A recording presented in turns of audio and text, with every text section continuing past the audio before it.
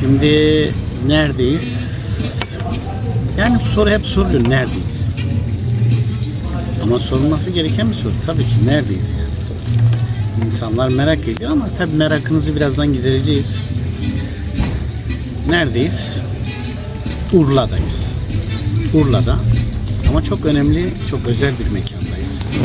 Böyle çayımızı içiyoruz. Bende kal. Mekanı sonra zaten göstereceğiz.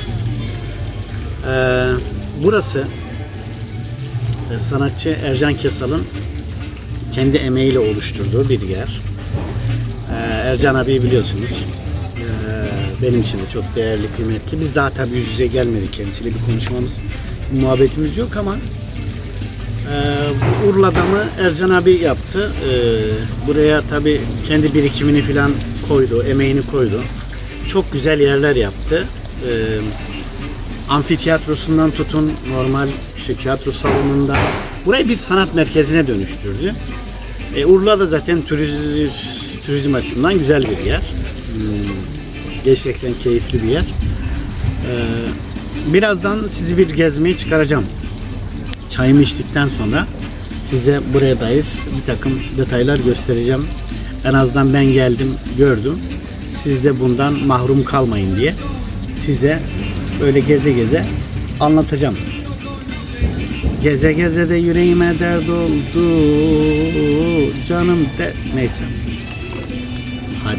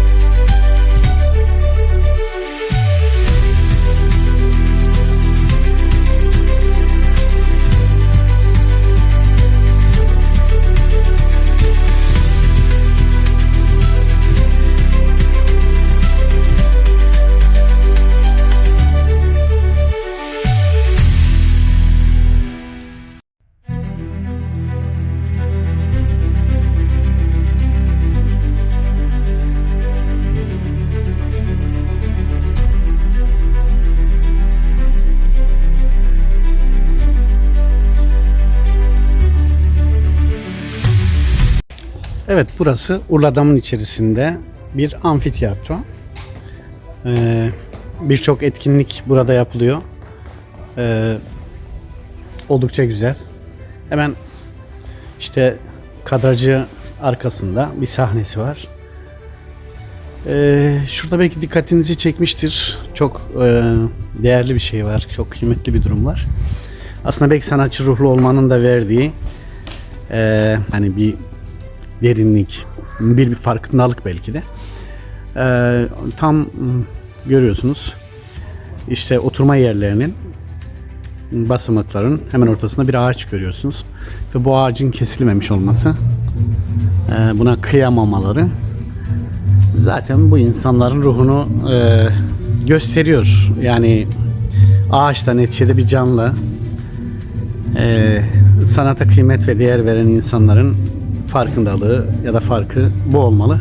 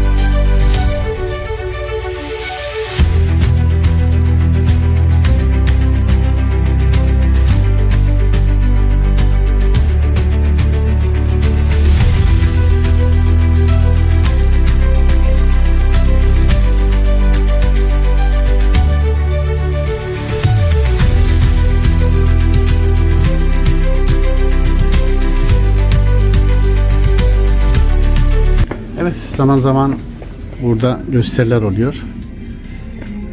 Şu aynı zamanda Urla'dan Çocuk Tiyatrosu'nun Kuyruksuz Tilki Çocuk Oyunu genel sanat yönetmenliğini Nazan Kesal yapmış. Emel Bala yazmış.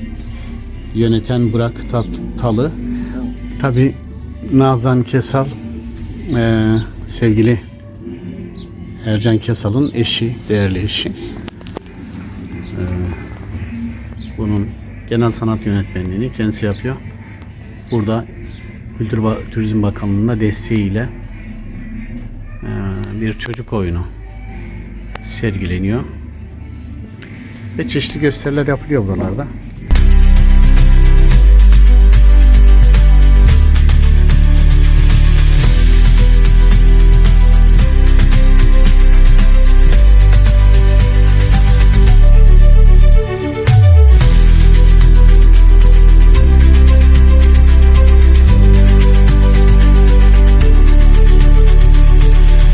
Oyuncumuz ve yazarımız Ercan Kesal'ın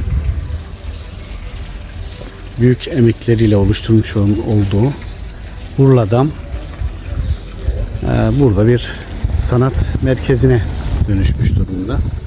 Mesela Dersim'de de bu tür bir yerin olması gerekiyor, ihtiyaç dahilinde. Çünkü yani kültürel olarak, bilinç düzeyi olarak bu kadar iyi bir yerde bizlerin hala salon, tiyatro gösterimi yapabileceğimiz bir salon bulma konusunda içine düştüğümüz sıkıntılar tabii ki kabul edilebilir değil maalesef.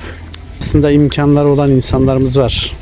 Belki değil yani sanatçı Ercan Kesal'dan kat ve kat maddi imkanları olan yüzlerce, binlerce insanımız var ama gözleri ve kulakları hem sanata kapalı hem de memleketlerine kapalı. Sanki ne olacak yani hani kendi babanın ismini ver, kendi akrabanın ismini ver. Yap kardeşim ne olacak yani beraber mi götüreceksin? Anlatamıyorsun işte maalesef. Anlatamıyorsun.